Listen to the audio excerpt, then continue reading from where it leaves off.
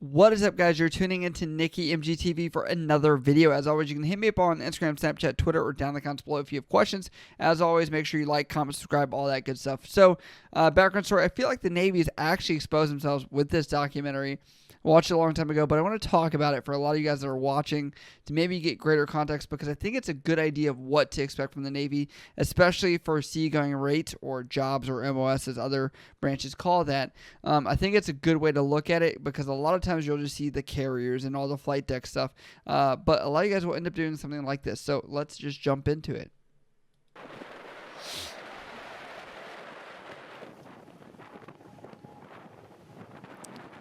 Yeah. Real sea stuff. You see, like, you don't see the carrier rock as much as this is right here, where you're seeing it totally tilt to the opposite side. Destroyers is kind of they call them greyhounds, but they also refer to them as the workhorses of the Navy, pretty much because they're almost like this Swiss Army knife. Of course, they got to show all the fancy weapons going off, you know, some damage control. They got a helo. They got some underway replenishment. Make it look fast. We destroy stuff. It is pretty cool, though. The mission of the destroyer is basically we're a warship. Basically, just to bring the heat. Basically a warship. We're meant to do a lot of damage. The mission of the destroyer, when you go on deployment, is to protect the carrier. To give some, idea. So when President Obama, or former President Obama, was in office, that was when the Libya attacks happened. That was actually from a destroyer. So to give you some context, there has been real world things that have happened. Also, as far as Russia and things that were happening, there were news reports of them flying over certain destroyers that were in the Med at that time, because I was stationed in Rota, Spain, where they came from. So yes, there's a lot of relevance to destroyers, to give you some real world context there. We have underwater detection and tracking, and also engagement capabilities. We have surface warfare capabilities. We have a lot of capabilities. Dang, don't give away all of our secrets, you know? Air interception. Yeah, buddy. So life on a destroyer, It's not a normal working. They asked the PS2, the guy that's administrative on the whole ship. But to give clarity to that, so you're going to see a lot of different jobs here. On a smaller ship, even though the guy does paperwork, he's going to do other jobs too, because it's such a small crew. Environment. It can be really hectic. Things change at a drop of a hat. We could be called upon to go anywhere at any time. And there's very few of us on these ships. It's exciting. It can be boring. Oh, there's the gym. You guys see that? You guys ask about working out all the time. Dynamic. It's smaller, definitely smaller than aircraft carriers and all that. But it being so small, you learn a little bit about everything. Like, you know everybody. Yep. That's what I'm saying. You're a real sailor. To see what everybody else does. We're all cross-trained individuals. Crew of a couple hundred We people. found that down to the most junior sailor we've got. They are kind of rough and ready to get into whatever needs to be done day to day. There's no one just doing their core role on a destroyer if that destroyer is actually succeeding at its mission set. With 270 or 340 people, no one can stand on the sidelines. You learn a lot of your rate on a destroyer. It means your job, by the way. But most days, Remind you. You wake up, get out of your rack, get ready, go get dressed, shower, whatever you do, what you got to do. All right, so that is a breakfast of just any ship. It's like you're guaranteed to have a pancake, a waffle, a French toast, some eggs that have been powder at one point. They do have fruit, so that's a good day, by the way, to let you guys know they had underway replenishment, which means they probably have some fresh fruits that are good. As you can see, the fine condiments of hot sauce and everything else to make your food taste even better. So, just so you guys understand, like, there is set menus and cycles. So sometimes if there's something that's your favorite, you have to wait for it to come through. And you go to work. No matter what you do, you always have a watch and stand. So for me, for example, I stand watch in the morning and at night.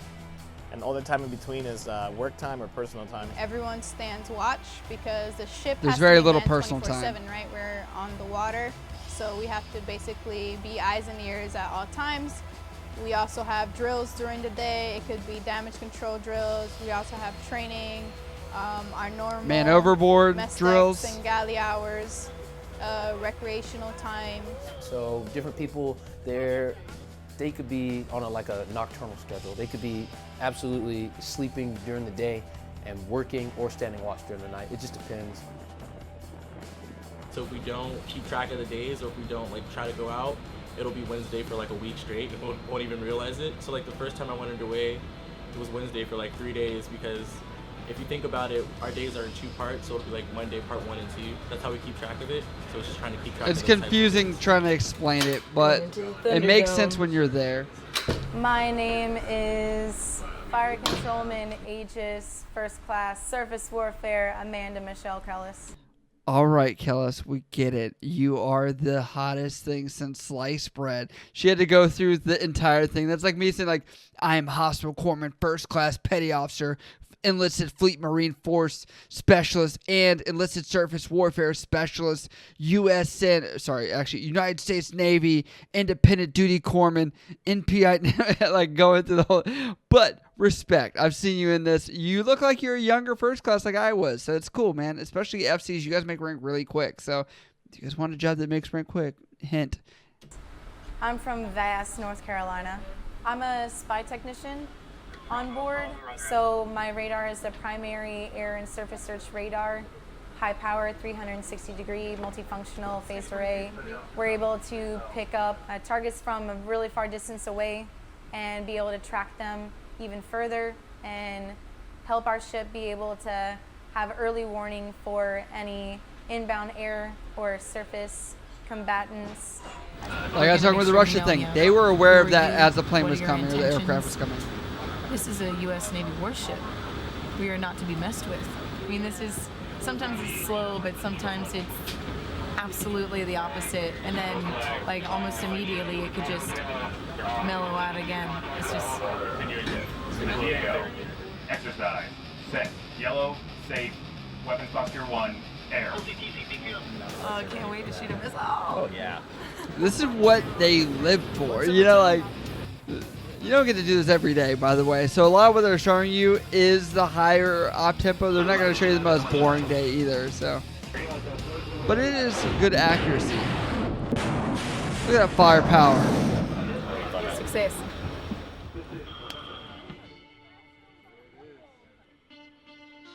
Okay, my name is Ashley Lisette Sepulveda. My job title is electronic technician. Everything I am from tech. Miami, Florida, but my entire family is from Puerto Rico. I actually did not want to go to a ship. I didn't know any surface ships at all. I only seen carriers, and that's because of movies. What I say, carriers are all that on a people see. destroyer. I'm an electronics technician. Another word that they call us as ETs is the everything tech. So it's pretty funny because we do essentially fix everything on the ship, from phones to simple speakers to more complex systems like weapon systems, communication systems. So yeah, we get hands-on with pretty much anything electronic. I just always loved engineering since a little kid. I always say that. I just thought everything that I'm doing is really, really cool. I get a little bit like nerdy when it comes to what I do. I definitely love DDG. I'm really glad that I came to a small boy versus a big tech, because I get to touch all of the equipment as an electronics technician, and that's why I joined, because I love being an ET. I did engineering a lot in high school, and I went to college before this. Here I'm getting the experience as I wanted as an electronic technician, being hands-on with all the equipment. Because we're in such close premises with all the equipment, one person essentially will be able to do all, versus on a carrier or a bigger deck, they have several departments that can handle, let's just say, one specific equipment. So they'll be working on that one for most of their time, rather than an ET on a small boat, you would be working on everything. So she mentions DDG, like you're gonna know, like looking at DDG, CVN, like all these abbreviations as you come in. You'll learn those in boot camp as well. Okay, so my first name is Victor, last name Rocha. I'm a GSE. I'm currently the LPO. Their advancement's pretty good, EMO4, actually. Which is the gas turbine electrical. It's probably first class already. To make sure that whatever I don't know when the this is bridge filmed. calls, that we're able to provide propulsion for that, no matter what. So I was originally born in Granada, Nicaragua. and then I came to the United States. Like it's no shaved shit. In '99, and I I'm lived just in messing around. Pennsylvania. I don't know. So You're gonna see people actually, judge all the time like I was that. an undergrad at Penn State, and then when I showed up here, it's nothing what you expect. So I'm a gas turbine technician, electrical. What that means is I work with jet engines that produce power and propulsion. I oversee a work center of 8 people, and what we're in charge of is making sure that these engines produce propulsion and electricity for the ship. The first time you go into an engineering space, you're kind of in awe, because you just don't realize how big an engineering space is. You also don't realize how big the ship is. Like, it kind of looks big from the outside, but then you realize how really big it is once you're inside and you're like this little insignificant dot walking through the space. So when they say like engineering departments don't see light, like you can see there's no light as far as like daylight out there. And, you know, on a bigger ship, you may be more stuck in those spaces. Or destroyers are smaller, so you'll probably be able to have a chance to go see some light. But just realize you're going to have long hours where you're doing this kind of stuff in a work environment like this. You can see it's very loud. That's where ear protection, because it is loud. And there is like hearing conservation where someone like me actually manages that program because it is a big issue because you're exposed to a lot of things on these ships. But yeah. It's loud. Very loud. You know, you have propulsion. Oh, look at that. In there. You have all types of stuff going on there. Everything that keeps the ship afloat and running is in there. So it's loud, it's hot. This is the heart of everything. Everything starts down here. So when we're getting ready to get underway, down here is a busy time. Everybody's trying to start systems, trying to start fuel, move oil, so on and so forth. So these engines put out for like 40,000 horsepower and can push a 505-foot ship through that water at like 30 plus knots. So it's pretty incredible. It's incredible. We only have 4, and these 4 engines do a great job of doing it. The 3 generators that we own, that literally powers everything on the ship. It powers everything from our water pumps that give us drinking water to the radar. You know, everything is powered by us. We're pretty much the ones that supply power to everybody, and then we turn that over to the electricians' mates who actually route the power where it needs to go. He's like, the ship doesn't run without us. That's how we make our drinking water. You have somebody come around every hour and check on. Like the ego of every raid on the ship is like, you know what? If this doesn't happen, the ship does. Like everyone's like, we're the most important. That's literally what the entire Navy is like. And really, we just interdependent on every job that's there. To make sure we have enough water for the crew. And provide hot water to the whole ship for showering and cooking and all that. Back there, literally you can see the shaft going all the way back to the back end of the ship. And you can tell, like, if you know, even if you're not topside, you can kind of tell how fast we're going based on how fast the shaft is rotating. This is like one of the great things about doing what I do. It's never a dull day. You always got something new going on.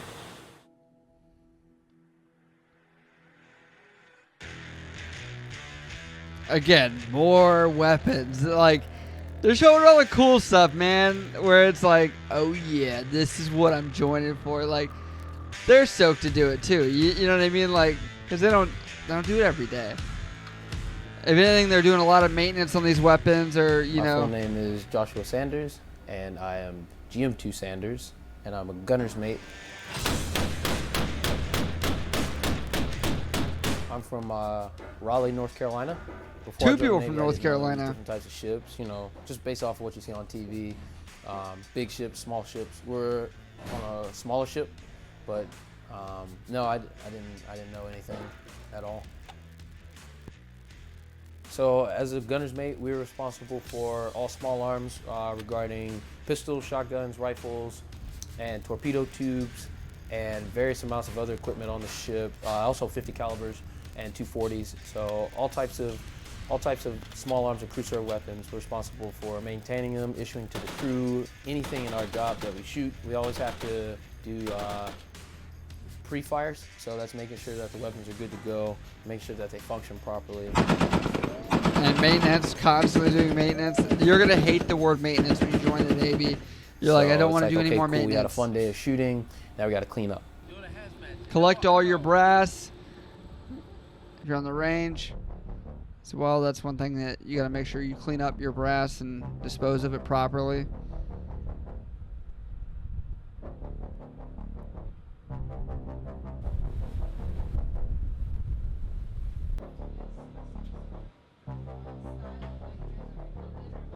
Every day. Okay. I think that we might have to just forego the swabbing at the moment since I live in a space that has 24 racks for females, and we have 3 sinks, 1 shower, and 2 toilets. It's weird because I've never worked anywhere where like you kind of are, you know, like you go from being pick your rack wisely to like if you can. Just hanging out like within 200 feet. You get accustomed to it. Yeah, it's small. It's not a lot of wiggle room, but it's like yours, you know, and you just get comfortable in it. You just gotta make it yours, you know. I actually did sleep pretty well on the ship, but I want to say like what I think a lot of people join the military don't understand when you are underway or when you are deployed, like your work and free time very much blend together. Like even though you're off at a certain point or you're not doing anything, if they need you, they can pull you for something, right? Like I'm that independent duty corpsman. If I'm on the ship and someone gets a laceration to their arm or something and it needs sewn together, I can't say I'm not working right now. That's not really how it works. So it is a weird idea that you don't get to actually check out fully. Like when you leave your 8-hour shift, 9-hour shift, whatever it is, you are off. Like you go do whatever you want. Whereas the military, you still, in circumstances like this, you could be required to still continue working if there's something going on. Here it is. This is home. I can sit up in it, which is pretty nice, because otherwise you're kind of constricted to this little like tinder box. You need a foam topper. You need your best sheets you can find. We're allowed your to own have pillow. like an 8x11 sized area for family photos, or your kitty cat, your doggy, your goldfish, whatever you want. We each have our EVDs, or emergency escape breathing devices, just in case, you know, I'm forgetting how long happens, those last for. lights go down, there's a fire and smoke, we Yeah. can clock that guy on, and we've got good breathing air for about 15 minutes to be able to Oh, yeah, egress 15 out minutes, of the okay. space and topside. I'm These like, are hurricane straps that it's keep all us coming inside back the to me. beds. I'm sure the more tinier folks, there's a little bit more margin for error. It's all right. You know, you just got to remember where you are, because if not, you know, you'll wake up and hit your head. It's not too bad. It's weird. His light is by his head. Mine was Up in actually there, down you know, by like, my feet. Literally. I also got one of those little circle lights you can attach. Little tip for you guys. Right on in, you know. It's comfortable. Oh yeah. Honestly, somebody told me this when I first entered the Navy. It's literally the best sleep you'll ever get because the ship's rocking. So even if it's like 3 or 4 hours, it's probably some of the best sleep you'll ever have. The XO He's like, is very keen sold you on guys. if the Go to your light recruiter. touches it, then there could be dust, so he creeps around really, really thoroughly. So in anticipation of him coming here, I'm just gonna, while we're talking, just kind of straighten up people's business. XO is gonna do the walk around. Crash on the deck, sleeping bag, and the angle irons. So we just did Berthing 3's berthing inspection. It's something that we do daily. Yep. The premise behind it is that this is our largest berthing on board. Roughly 100 people live in here, and so if we can't keep it clean, the sheer nature of that many people living in this space, it just adds to the ability of the body to fight off the infections, the germs, Yep. etc. The That's crud, what the I'm cough. part of. So keeping it clean every day is a requirement, and it's about keeping the crew healthy. It's not just to keep it clean, but it's a hygiene thing. And when you're that close, there's a lot of conditions like fibrogastropneumosis that you're trying to fight against to make sure everything is clean, especially for military units that are close together. The gyms are very small, they get very crowded, and they get very hot and sweaty. That's the best thing about ship life. You get creative with tiny spaces. You figure out how to make it work. You don't know what's going to happen in the middle of the ocean. You don't know if you are out there fighting a fire or a damage, or we get hit by something. You would have to swim, you would have to pull yourself up. You don't know what dangers you will face, and if your body's not physically prepped for the stamina and Just sure join the Marine Corps with how many pull-ups she's doing. then you are in danger of yourself, and maybe putting other people's in danger, because they might have to go back to help you because you So can't physically look at that help treadmill. yourself. Depending on how the ship's going, when I was on ship, it could rock forward or backwards or side to side. As well, you're kind of just like, you're running, and then we start taking a turn, you're like, whoa, and then it's like a hill, it's like, Dude, I just said that. I watched this like over a year ago. That's crazy. the things get heavier, then things get lighter, and then things get heavier. The four of us work together. We're all GSEs. We all work in the same division, so we probably spent like 40, 80 hours a week together. So we do everything together. We all sleep in the same berthing. We go to lunch together. We go to breakfast. You're gonna spend together. more time with your It's good, shipmates than you will your own We're always like family. It's Of course we crazy. get mad at each other, just like you would with anybody, but it doesn't last. Full very long. rep, boy. Full rep. You know, you're gonna be with this Dang. guy this whole underway, this whole month. Like, we get along great. Drop You know, down he's the like a weight, brother to man. me, Full and repetition. Vice versa, Till we're you all get each other's injured. families and stuff. Like, you end up being real close. Like, even outside of work, we hang out together.